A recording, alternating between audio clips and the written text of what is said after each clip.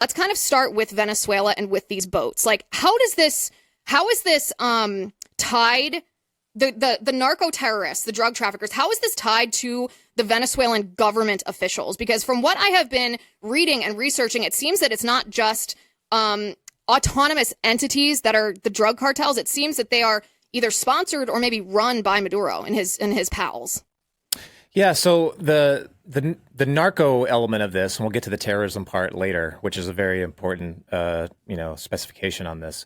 But the narco part has been going on in Venezuela that goes all the way up to the government. I would say, well, since I've been looking at it, it could be earlier than that, but since at least like the mid 2000s, like 2010, around then. The terrorism part started around 2011. But again, we'll get to that later. But the way that Venezuela works, kind of crazy. It's incredibly corrupt, as you would expect from a socialist government. But the way that it works is it works with a bunch of different municipalities that kind of run under the command of, I think they're called collectives.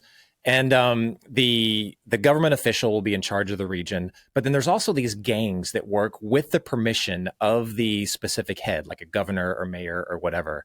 They work directly for them to police, to jump on their motorcycles and make sure all the dissent protesters show up. They run over there, squash it. Military and police official don't even have to get involved. But they're all working through approval of the government, sometimes direct coordination.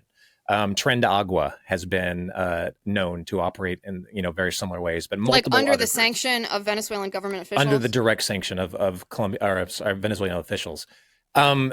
That's how the drug cartels work as well, and that's how they make money. So when the cartel of the Suns, that is not really an official like named cartel. That's just a nickname that was given out, I think, by U.S. officials when they were tracking how all of this works. And it always went straight to like a Venezuela high-ranking general. So the sun stands for this, instead of stars on their shoulders, they have sun insignia.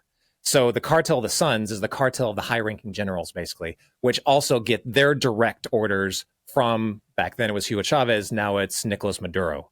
So all of them are getting kickbacks. All of them are giving, at the very least, approval to allow these things to go on, or direct involvement in it and orders and things like that, so that they can benefit and profit from these, drug profits and everything they do. So they load up the boats.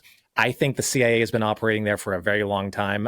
We keep on hearing, it seems like every other week, that the Trump administration had greenlit CIA operations. It was like a story came out about that like a month ago. Then like a week ago, another story came out and said, yeah, greenlit CIA. No kidding. It's been going on there for a long